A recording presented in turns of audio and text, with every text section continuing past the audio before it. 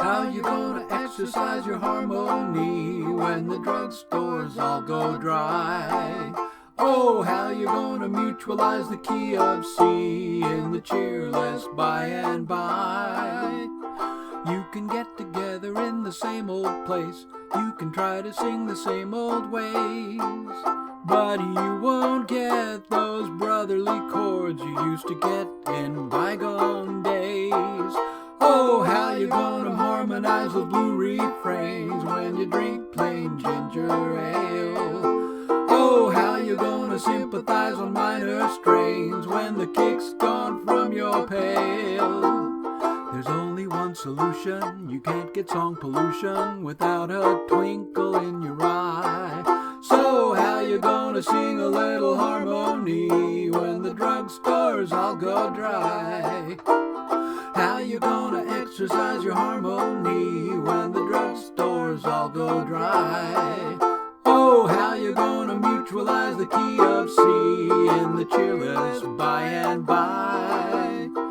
You can get together in the same old place, you can try to sing the same old ways, but you won't get those barbershop chords you used to get in bygone days. Oh, how you gonna harmonize those blue refrains when you drink plain ginger ale?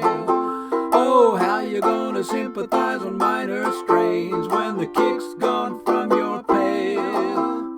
You can't get syncopation without some inspiration, no matter how you try to try. So how you gonna sing a little harmony when the drugstores all go dry?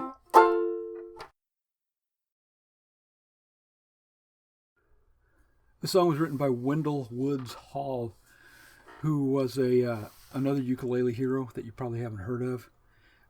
He started out actually as a xylophone player in vaudeville, but unlike all the other xylophone players, Wendell was unique. He would sing and accompany himself on the xylophone.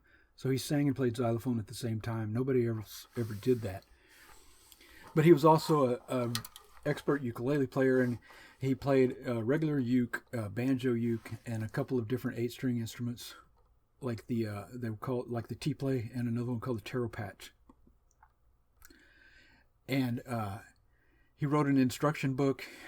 He wrote a bunch of songs, many of which were meant for just common everyday non-professional ukulele players, so they could have some new songs to sing that weren't the old standards that everybody else knew and played. So they would have something different to sing. And he never actually recorded any of these songs. He just put them in a book. And this is one that comes from that book, which is apparently lamenting the passage of Prohibition and how you weren't going to be able to sing right anymore unless you could get a little intoxicated.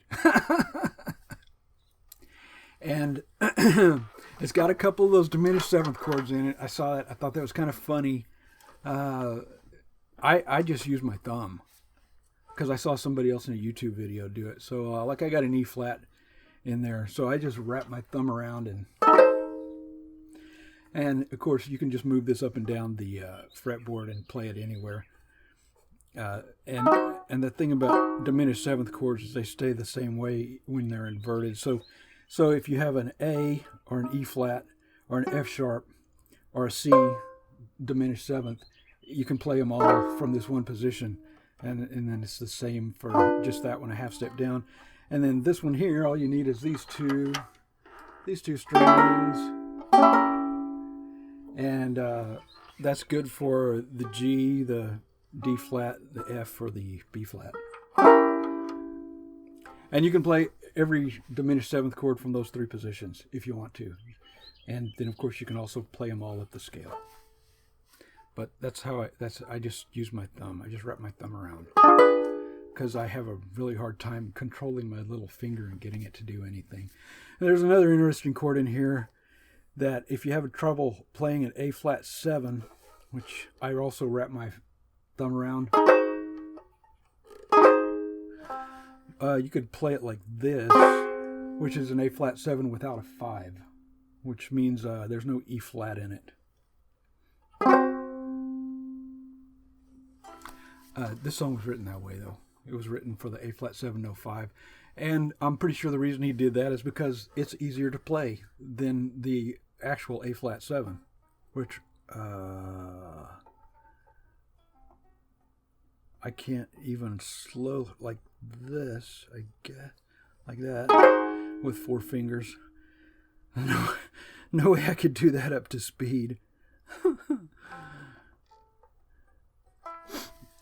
So this is one of his easy songs that he wrote in that book that I can't remember the name of right now. Wendell Hall's Uke Songs, I think is what it's called. And there's just a bunch of relatively short little songs like this, so people who are the common everyday non-professional ukulele players would have some new songs finally. And this isn't the only book he wrote. He published a bunch of sheet music. He was a radio star in the early days of radio. His marriage I think it was in 1921, was the first marriage ceremony ever to be broadcast over the radio. He was actually a really significant person in both the history of radio and the history of the ukulele. Nobody's heard of him now. I just came across him by accident, and had to learn about him because I kept running across stuff by him as I was looking at old sheet music.